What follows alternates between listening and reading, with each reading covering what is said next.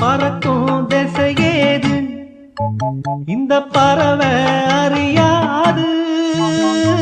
போறவோ தெரியாது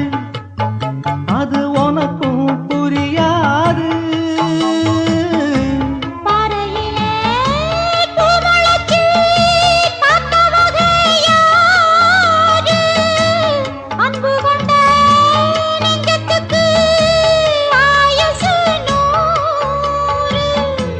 காலம் வரும்